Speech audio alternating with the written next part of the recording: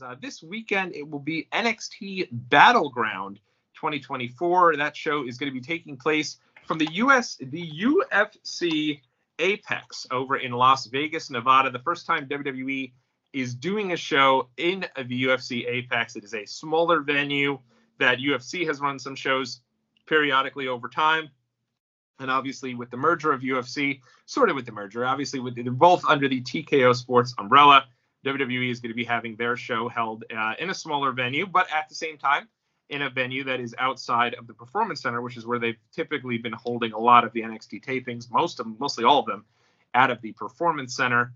Steve, any plans to watch this show on Sunday night? We haven't made any plans necessarily, but that's the great thing about summer vacation is that we haven't been really necessarily making too many plans. But we don't have anything else that we're doing, so I might turn it on. I watched NXT this past week and was kind of actually taken aback by how, number one, just like the quality of, all the matches, all the development, people that I haven't seen in a while, because I kind of fell off NXT throughout the school year. And then that now is kind of when I get back into it a little bit, and how some of the people that I knew of that were kind of just starting out, and a lot of them have kind of come into their own even in just this past year or so. And then the flip side of that is also a lot of the people that I see where I've kind of been wondering, like, oh, where has that person been for so long? And then, oh, yeah, the OC. And they're right there. They're there. Yeah. No, I completely agree. I think Dave Meltzer, the Wrestling Observer, said it really well this week, that one of the things NXT does well is that a lot of their talent is very young. And there's a certain appeal of watching, the folks that are going to be a big deal in WWE. Like, you assume at some point Trick Williams is going to be a big deal for WWE. You assume at some point Roxanne Perez is going to be a big deal for WWE. Oba Femi, who's fresh out of Alabama, is going to be a big deal for WWE. And so these guys are all very young. Oba Femi, I think, is 23. Roxanne Perez is 21. These are very young talent. So there is a certain appeal of seeing them kind of be able to hold together a show, which is similar to the original NXT, and a lot of, being able to see some of those stars before they became big names, whether it be Kevin Owens, Finn Balor, Samoa Joe when he was there, Shinsuke Nakamura. It's like you got your own little show with these individuals, knowing that they'd at some point be bigger names on the main roster. Oh, yeah. I mean, it definitely has that same kind of like indie show vibe of the shows that we used to go to back in the day. It's just that, when you go to an indie show, even though they try to kind of thread a storyline through at certain points, if you haven't been going to every single indie show, you have no idea what the storylines are. So it's great to have that kind of indie show feel and also be able to maintain the storylines throughout. No, it's a great point. Shawn Michaels says he put up the picture of him back when he was so he had left WWE for a bit to find himself, and he became a chef. And then Triple H recruited him to come back way back in the day in DX. And so he's since put a picture of him with the chef hat on, as if he's cooking, because so the kids say Sean's cooking. He's making some great storylines. So he's even acknowledged that, and he's done really well. I'm not going to break down all of the matches here, but I will read the card quickly for those who are unaware of the matches that are happening. It'll be the inaugural NXT Women's North American Championship match between Sol Roca, Lash Legend, Fallon Henley, Jada Parker, Michin. So you mentioned that's the former Mia Yim, but I think she's been Michin for a while, even on the main roster. She kind of keeps going back and forth. Yeah. And then Kalani Jordan. The Kalani Jordan, I think, also has been up on the main roster for a bit as well. The name, I think she had, but maybe I'm wrong there. But in any event, solid match there. Always like a good ladder match, and it's cool to see the women get a secondary title there. For the North American Championship, it'll be a triple threat match. The aforementioned Oba Femi defending the title against Joe Coffey and the returning Wes Lee. In an NXT Underground match, Lola Vice will be taking on Shayna Baszler. This one's I like this match a lot, just from the idea that, the Underground piece is similar to the UFC Octagon. It has a UFC sort of influence, and obviously Shayna Baszler comes from the MMA background, so it makes sense for her to be a part of this. And I think having her a part of it certainly adds a little flair to the show as well. She's obviously right now just starting a brand new team with Zoe Stark, so she's involved with the main storylines as well, but doing this match here for NXT. Then you're going to have Roxanne Perez defending the NXT Women's Championship against Jordynne Grace, the current TNA Knockouts champion, who had made an appearance at the Royal Rumble.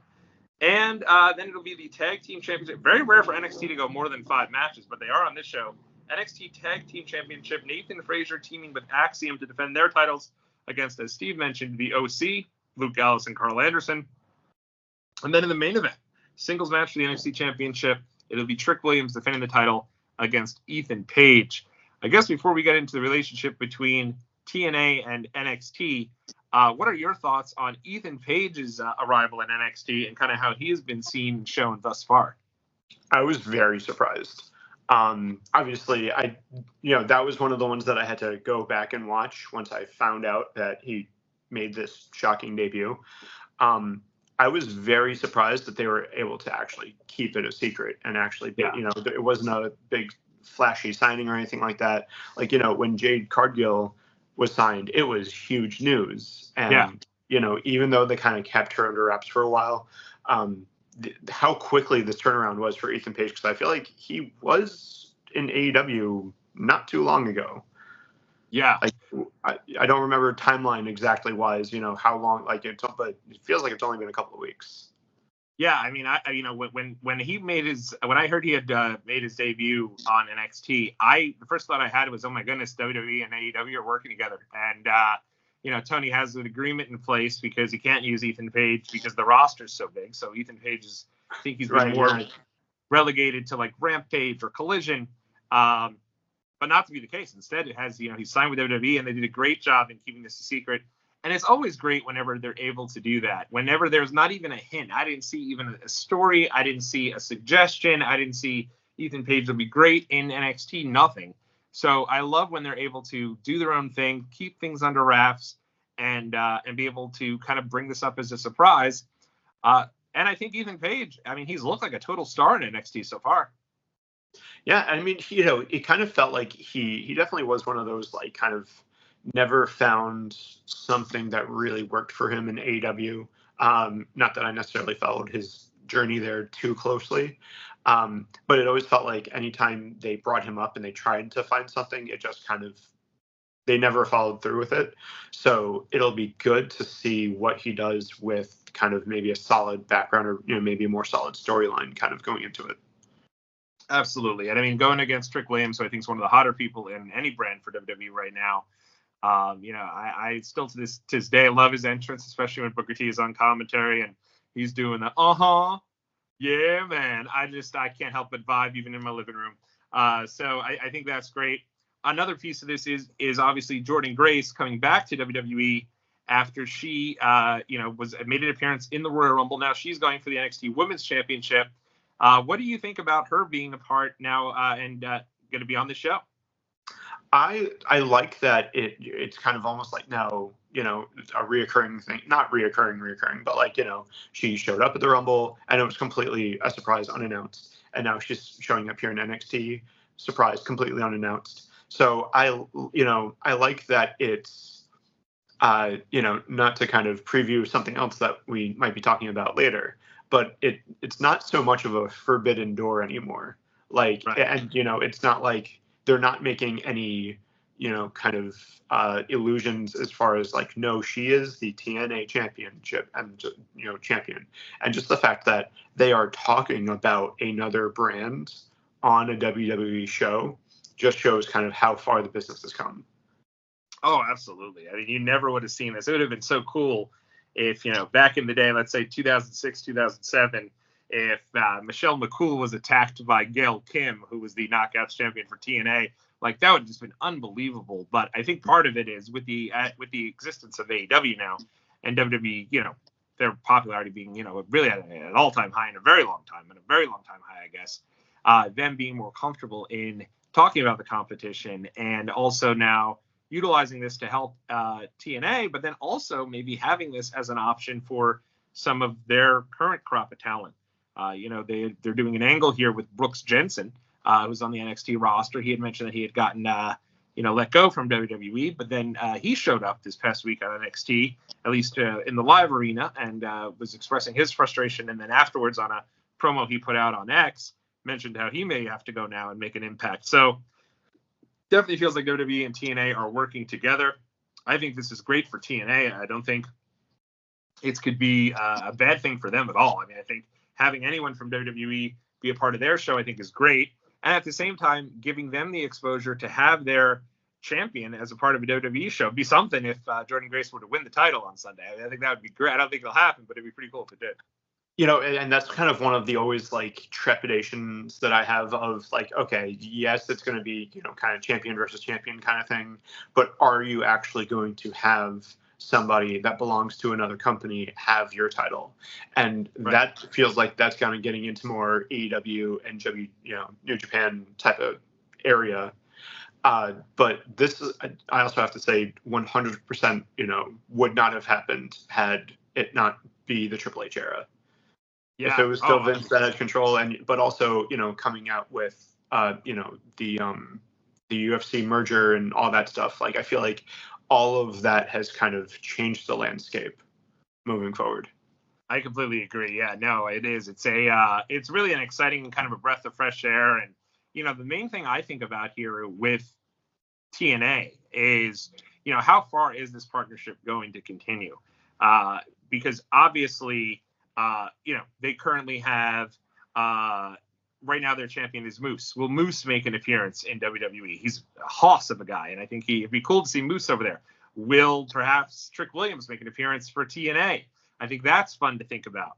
And, I mean, you have a variety of individuals who currently work for TNA and who are a big part of their product, who were just recently who just recently left WWE. You know, you have Dolph Ziggler, who's been with the company for many years. He just left WWE. He's now making an impact with TNA, pun completely intended. You have somebody like Mustafa Ali, who's their X Division champion. He was a big part of WWE, seemed pretty unhappy there, and now he's kind of going over there.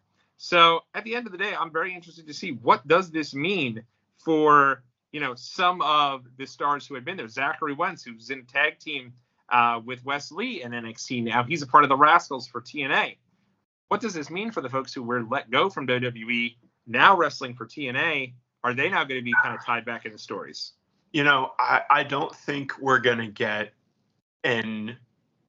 like a, you know, kind of forbidden door type situation where we're going to have a full, you know, event or anything like that. I don't think we're going to get any sort of invasion angle or anything like that. But I could see some of the bigger names on one show or the other, at least on an NXT TNA level. Yeah. To see what it kind of goes from there. It feels like at this point, that's all that WWE is kind of willing to risk, for lack of a better term, where it's like they're not going to be sending, you know, Cody over to TNA or anything like that. That'd be some kind. Like, it would be amazing. But, you know, I think that this feels like a good kind of level for them to kind of be coexisting here. Absolutely. And I think, you know, yeah, we had, you know, the big match with Rollins when Rollins went down to NXT, and Becky Lynch is running NXT. The New Day's running NXT. But I feel like this is the first time where NXT is starting to become, you know, really must watch again since the Black and Gold era, where, you know, you had just incredible matches all over. So I'm excited to see kind of where things go. And I think I may have jumped off there for a second, but I'm excited to see where things go and how deep this relationship between TNA and WWE goes for. It should be a lot of fun and very exciting as we get to this event here on Sunday. And I love that it's a Sunday show. I know a lot of folks, they love the Saturday shows. For me, I have a very hard time watching the Saturday shows. I like to see the more traditional Sunday show, and I may probably be able to try to watch at least some of this live, so it'll be fun to check out. Oh yeah, I mean, during the school year, love a Saturday show. Yeah. Well, it's funny because you can actually watch it and stay up and enjoy that. Yeah, exactly. But yeah, no, very, very cool. And but yeah, should be a very good show. And it'll be interesting to see as we continue here with the relationship between WWE and TNA and kind of how far that goes. Sure, for sure. What's up, world? If you like what you just saw, now's the perfect time to subscribe to Watch Along Wrestling for more full-length episodes breaking down the world of pro wrestling, tons of wrestling live vlogs, retro videos, and so much more. Thanks as always for all of your support.